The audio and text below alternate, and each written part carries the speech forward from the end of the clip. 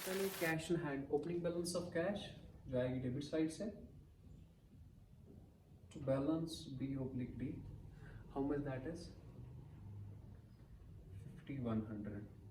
Date क्या है बेटा, Jan 1। ओके, सो इसके बाद है कैश सेल। अगर मैंने गुड्स भेजी, पैसा आएगा कि जाएगा, आएगा।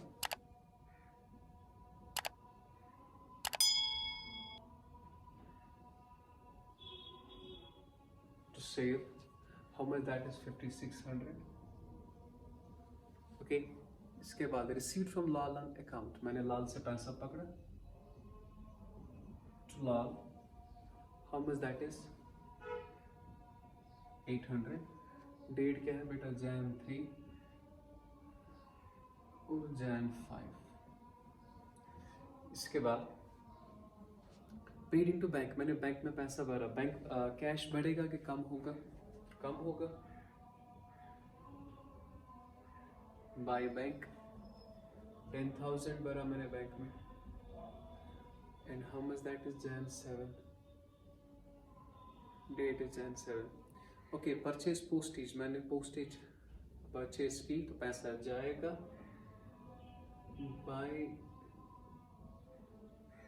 postage, how much that is 200। so ये जो postage है that is Jan 8। इसके बाद paid for wages, अगर मैंने wages दी, पैसा बढ़ेगा कि कम होगा, कम होगा,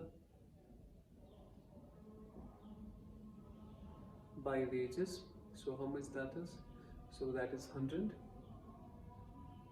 okay, इसके बाद रिसीव्ड इंटरेस्ट, मैंने इंटरेस्ट पकड़ा, अगर इंटरेस्ट पकड़ा, पैसा बढ़ेगा कि कम होगा, कम होगा, to interest, so how much that is 200 rupees. Okay, Jan 13। And after that withdraw from bank for office use, मैंने बैंक से पैसा निकाला, अगर बैंक से पैसा निकाला फॉर ऑफिस एक्सपेंसेस, बैंक से पैसा निकाला, ऑफिस में तो आ गया ना, हाँ ऑफिस में खर्चा हो जाएगा, वो बात की बात है, लेकिन पहले बैंक से पैसा आएगा, बात समझिए। Withdraw from bank for office expenses, मैंने बैंक से पैसा निकाला, बैंक से पैसा निकाला, वो कहाँ पे आएगा, ऑफिस में, ऑफिस में तो कैश बढ़ेगा ना, पहले हम लिखेंगे to bank, how much that is 2200। वो कितना है, Jan 20। ओके, एंड इसके बाद कह रहा है कैश परचेज, मैंने गुड्स खरीदे, अगर गुड्स खरीदे पैसा कम हो जाएगा, so buy purchase, so how much that is 3000। Jan 25। ये बीच डेट था यहाँ पे,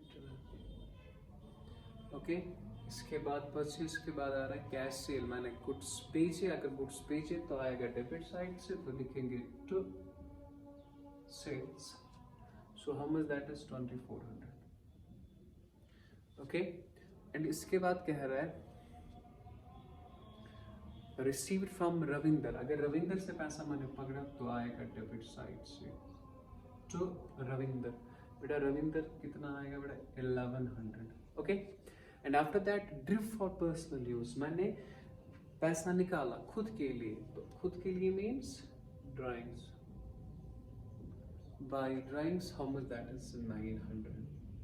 ठीक है, चलो मैं आपको बताता हूँ एक पॉइंट, जो लास्ट पॉइंट है ना, उसके लिए मैंने ये दिखाया, अदरवाइज ये सारा इजी था, ये सारा रिसीट है, इतना मैंने पकड़ा है प्लीज, और ये सारी पेमेंट्स है, इतना मैंने दिया है। ये कह रहा है deposit into bank all cash in excess of 1000, जितना भी आपके पास पैसा अब बचेगा वो सारा भरो बैंक में और अपने पास रखो 1000 रुपये। पॉइंट समझना, deposit into bank all cash in excess of 1000, जितना भी आपके पास पैसा अब होगा वो सारा भरे कहाँ पे, बैंक में, लेकिन सिर्फ अपने पास कितना रखोगे 1000, अपने पास जो रखोगे ना, that's called COBD, cash in hand, cash in hand. मैं आपको बताता हूँ ये क्वेश्चन कैसे करना है।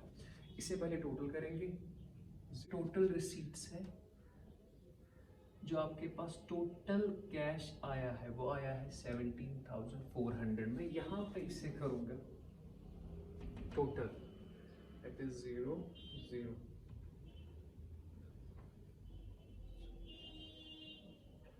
जो टोटल पेमेंट्स आपके पास आई, टोटल पेमेंट्स आई आपके पास 14,200। सो आपके पास है कैश इतना अवेलेबल। अब इसमें आप अपने पास कितना रखते हो?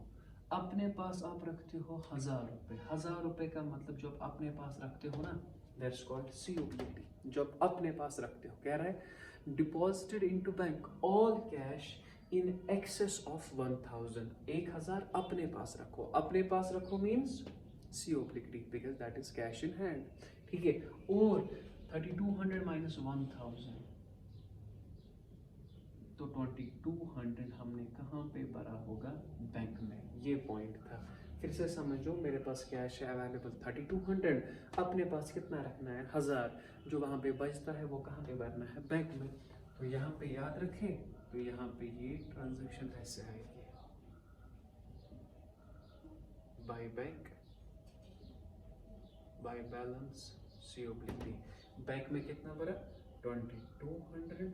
और अपने पास कितना रखा? 1,000 रुपये। चेक करें, कंफ्यूजन होगा तो मुझे बताएं। कंप्लीट।